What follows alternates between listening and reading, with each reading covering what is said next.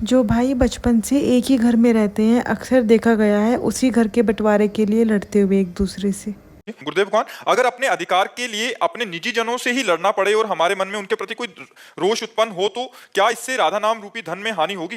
मेरा स्वभाव ऐसा है कि मैं किसी को कष्ट में नहीं देख सकता। नहीं चाहे मेरा नुकसान नहीं, जैसे कई जगह ऐसा होता है कि रोष करना होता है स्वाभाविक। जैसे गुरु को शिष्य पर दोष दर्शन करते हुए उसको निर्दोष बनाने के लिए कड़ा स्वरूप प्रकट करना पड़ता है।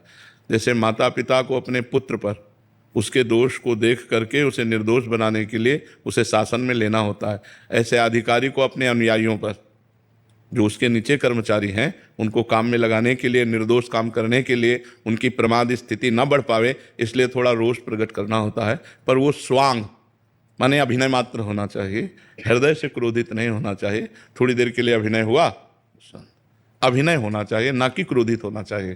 क्रोध का अभिनय और क्रोध में अंतर है। निजी जनों से महाराज जी जैसे कोई जमीन संवाद हो गया या घर परिवार का, उसमें महाराज जी कैसे? हाँ, तो क्रोध का अभिनय करना होगा महाराज जी, लेकिन मैं उनका दिल भी नहीं दुखाना चाहता, मतलब मैं खोना नहीं चाहता हूँ उनको छोटी सी जमीन के लिए या फिर किसी और भी। हाँ, तो छोड़ देना चाहिए, फिर उस विषय को ही छोड़ देना चाहिए कि आपको जो लेना है आप ले लीजिए और शांति से रहिए, आनंद से रहिए।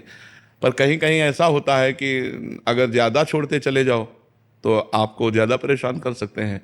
तो थोड़ा ऐसा भी स्वरूप दिखाना चाहिए कि मतलब मर्यादित जीवन चला जाए। ज़्यादा दया भी ठीक नहीं होती और ज़्यादा कठोरता भी नहीं ठीक होती, तो उचित कठोरता के साथ दया का प्रयोग करें तो अच्छा रहता है। जैसे आप छोड़ दिए, अब अगले पॉइंट पर आपको कृपालु नहीं मानेंगे कि आपने कृपा की, वो अगला कदम उठाएंगे। फिर छोड़ दिया तो फिर अगला कदम उठाएंगे।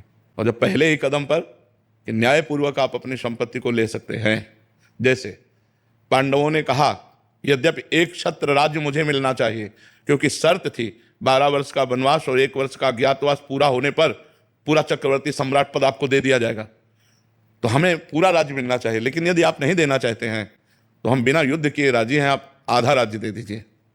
हस्तिनापुर का राज्य आप कीजिए और इंद्रप्रस्थ का राज्य हम करते हैं। उनका नहीं देंगे।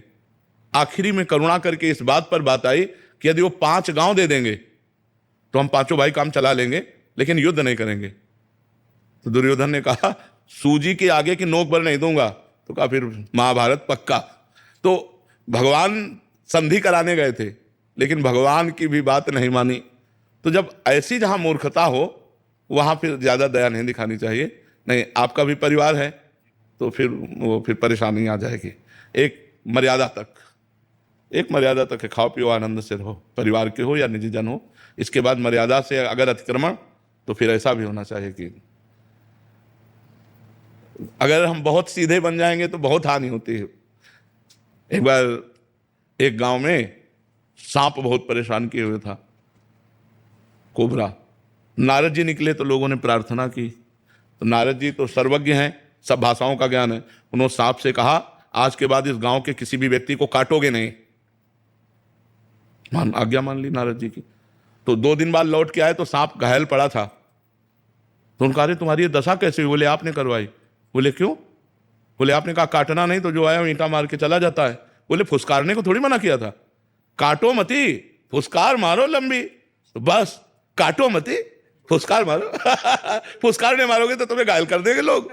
हाँ, फुसकार अगला कदम नहीं, तो बस फिर ठीक हो जाएगा। फुसकार की जरूरत होती है।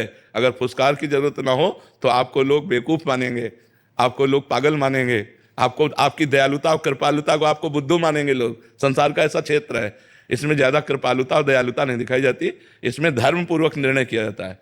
हाँ, कहीं ऐसे ठीक है आप ले जाओ, खाओ पियो, लेकिन अगला कदम अगर उनका बढ़े तो फिर उसका विरोध होना चाहिए, क्योंकि परिवार है। अगर ऐसे होगा तो बहुत ही विचित्र है।